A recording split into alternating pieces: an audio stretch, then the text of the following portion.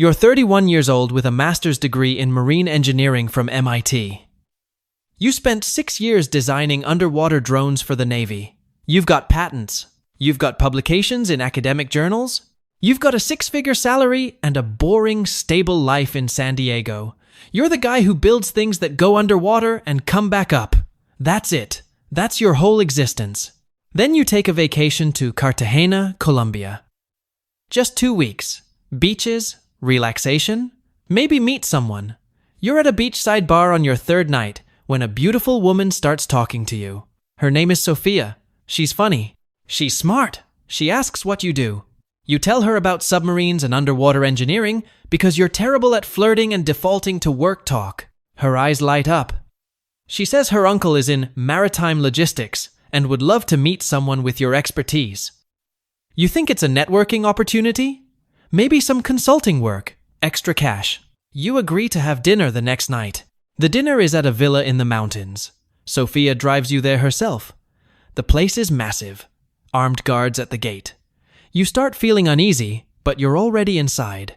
Her uncle is a man named Alejandro. Late 50s. Expensive suit. Cold eyes. He pours you whiskey and asks about your work with the Navy. Specifically, he wants to know about stealth technology.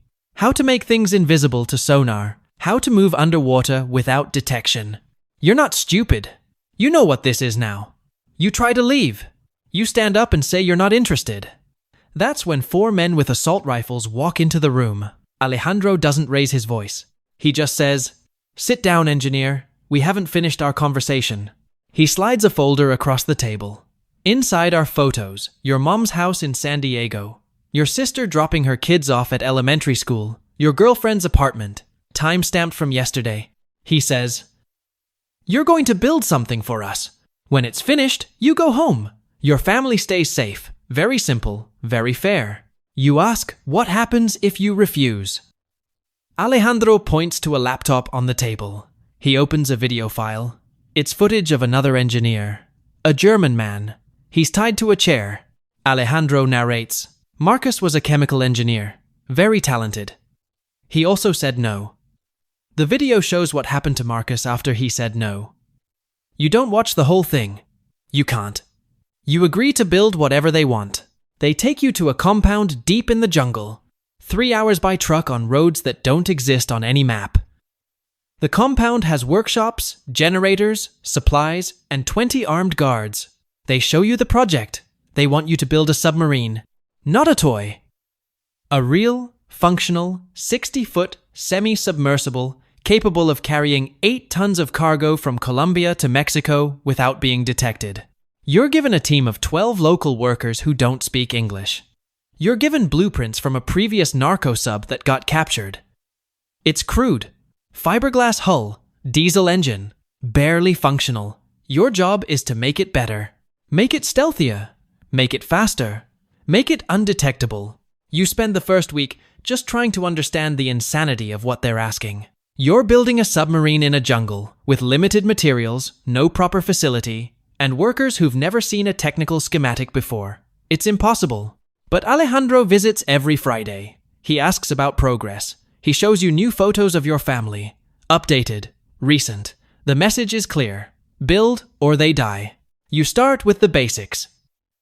You redesign the hull using a composite material that absorbs sonar instead of reflecting it. You reconfigure the engine to run quieter, adding rubber dampeners and a custom exhaust system that vents underwater to minimize thermal signature. You're essentially building a stealth vehicle using techniques you learned working on classified Navy projects. You're committing treason, and you know it. 4 months in, the first prototype is ready. It looks like a massive gray cigar floating in a muddy river. The test pilot is a Cartel member named Carlos. He's done this run 12 times in older subs. He climbs inside with 8 tons of cocaine, packed into waterproof compartments. The hatch seals. The engine rumbles to life. The sub slowly sinks until only a small air intake tube is visible above the waterline. You monitor from the shore with a radio. For 6 hours, everything is fine. Then, the radio crackles. Carlos is screaming. Water is coming in. The hull is compromised. He's sinking. You're shouting instructions, but it's too late.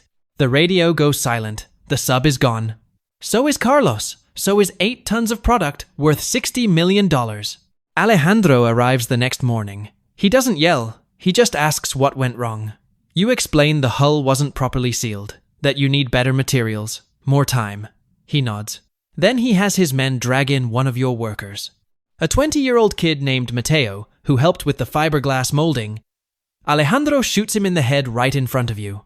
He says, "Next time it fails, I'll shoot 2, then 4, then 8. Or I fly to San Diego and start with your mother. You choose." You don't sleep for 3 days. You redesign everything. You order materials through Cartel supply chains, military-grade composites, advanced electronics. You're no longer building a crude smuggling vessel. You're building a legitimate stealth submarine that could rival some military prototypes. 6 months later, the second sub is ready. This one works. It makes the 2,000-mile journey from Colombia to Mexico in 9 days, completely undetected. The Coast Guard never pinged it once. The cartel moves 8 tons of cocaine worth $60 million. And suddenly, you're the most valuable asset they own. Alejandro doubles your security detail. You're not a prisoner anymore. You're an investment. They move you to a nicer compound. You get better food. You get internet access. Monitored, of course. You can even video call your family once a month to prove you're alive. Your mom thinks you're doing contract work overseas. Your girlfriend thinks you're on an extended research project. You're lying to everyone you love while building weapons for a drug empire. The cartel wants more. They want a fleet. You build 4 more subs over the next year. Each one better than the last. You're innovating in real time. You install encrypted communication systems so the subs can coordinate.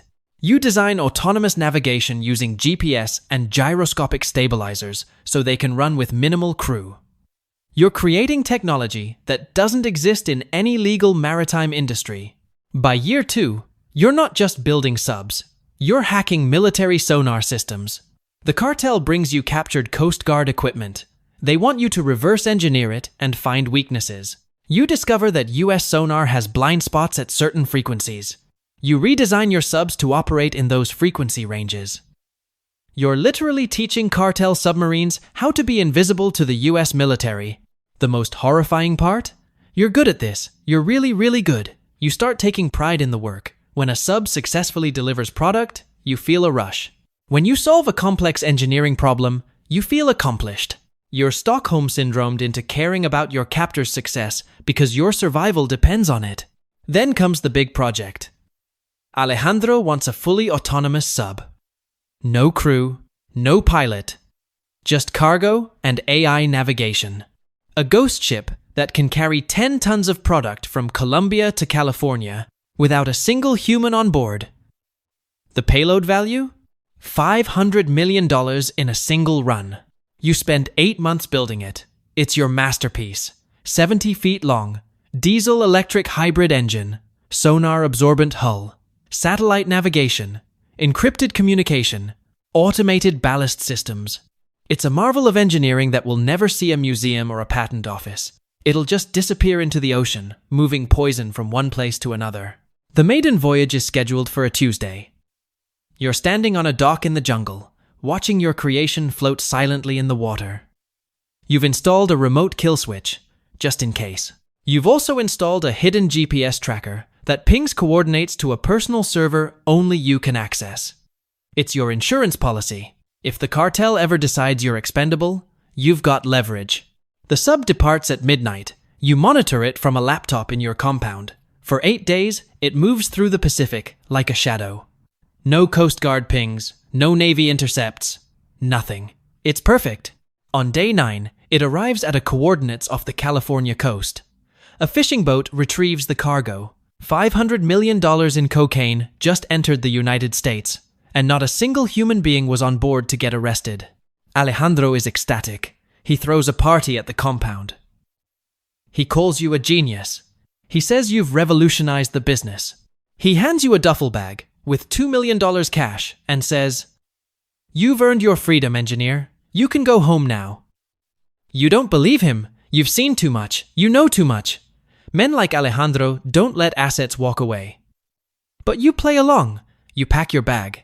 You get in the car. They drive you to the airport.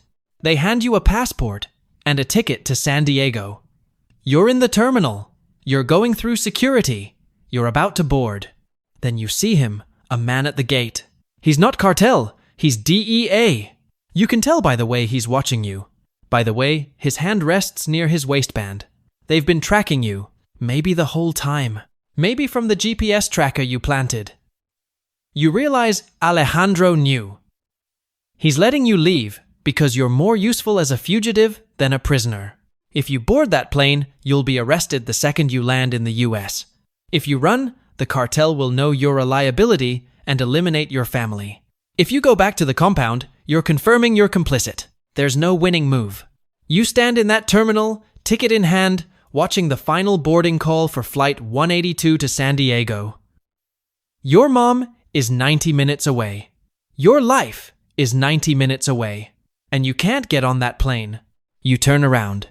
You walk back through the terminal. You find a payphone. You call a number Alejandro gave you for emergencies. You tell them you're burned, you need extraction. Within an hour, you're back in a cartel vehicle, heading deeper into Colombia. You're not going home. You'll never go home. You're the engineer who built a $1 billion submarine fleet for a drug cartel, and now you belong to them forever. Your family thinks you're dead. The DEA thinks you're a fugitive. The cartel thinks you're an asset. You're sitting in a new compound, staring at blueprints for an even bigger submarine. This one will carry 20 tons. Alejandro wants it ready in 6 months. You pick up a pencil and start sketching. Because this is your life now. You're not a hostage anymore. You're not a prisoner. You're something worse. You're complicit. You're essential. You're the ghost engineer building invisible ships for invisible wars, and you're too valuable to ever be free. That's all for today. This story is fiction, but narco subs are very, very real. Engineers have been kidnapped. Technology has been stolen. If this one kept you locked in, drop a comment about which level hit the hardest. Subscribe for more high-stakes nightmare scenarios. See you in the next one.